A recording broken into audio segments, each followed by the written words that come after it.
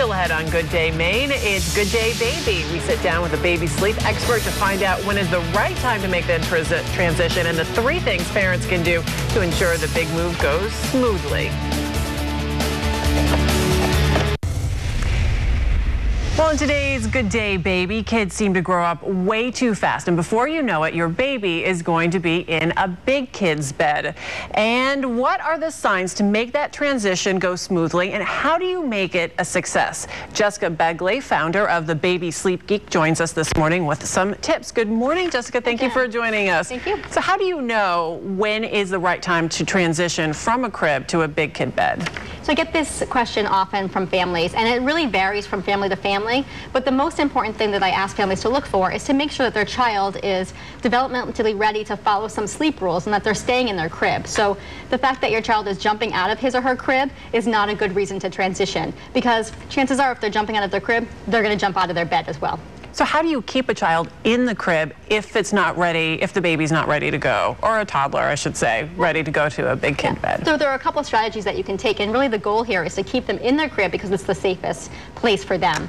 The first thing that we do is to switch their crib around so that the high side of the crib, if you have a decorative high back, is turned around to the front. So when you have this, your child can't take their leg and swing it over the side of the crib to jump out. So that's one tactic. The other tactic is to use a sleep sack. So putting the sleep sack on your child so that it's facing backwards so that they can't unzip it. And this also helps keep their leg from swinging over the side to be able to jump out. Do they get frustrated because this one doesn't have legs? Do you find that they get frustrated or no? They may become frustrated, but they get over that fairly quickly because it becomes the norm for them. And remember, the goal is to keep them safe.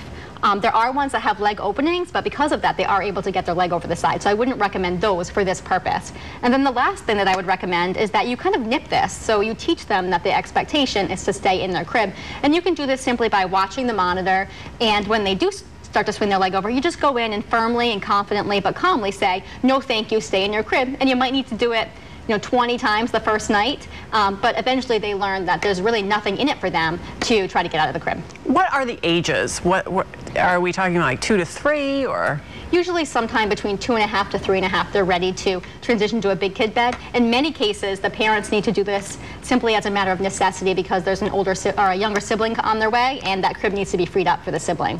How do you prepare for the big move when you do make that decision? So once your child is ready to transition to a big kid bed, they probably can understand most of what you have to say to them. So I would have a family meeting, sit down together as a family and talk about this great celebratory milestone and say, you're a big kid now, and this is a wonderful time, and we're going to celebrate this and allow you to sleep in a big kid bed now. But then use this as an opportunity to share those family sleep rules. And if you don't have sleep rules, now is a really good time to establish them. And in my house, we use eyes closed, mouth quiet, and stay in bed. And also some really great sheets, too. Exactly. So one other thing that you can do is to really celebrate this and bring your child out and allow them to pick out some new bed linens. We use monster trucks, that pictures of my son and his big kid bed. He looks so happy. He was very excited. Or maybe a new lovey or stuffed animal to sleep with. And how do you make sure that you stay on track, that things are still going well in the big kid bed? Yeah, so most toddlers will start out in their big kid bed and not even realize that they can get out. But eventually, they drop their pillow or they drop their stuffed animal, they'll swing their legs over to the side and hop out and think, wow, I'm free. And this is where you start to see things unravel. So I encourage parents to use a silent return. And this is simply walking your child back to his bed over and over and over until he stays in his bed. And you need to keep it as calm and quiet and with limited interaction as possible, because any amount of interaction, even if it's negative, can fuel those visits and those curtain calls. And I know how hard that is.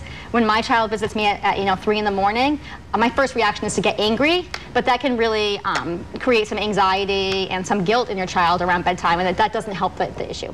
And they know that it's bedtime if you're not really interacting with them that much. Exactly. They're not getting that stimulation. They're not getting that reward of coming to see you. What about getting up early in the morning? A lot of kids get up and they come and knock on your door. Yes, exactly. So when you do transition to a big kid bed, you may find these early morning bedside visits. A great tool to use for that is a toddler training clock. This is one brand, another brand is a tot clock or an okay to wait clock. And what this does is that a parent can set this for a specific time in the morning, and it will change from a yellow night light to a green light, which gives the child the signal that, okay, it's time to get up.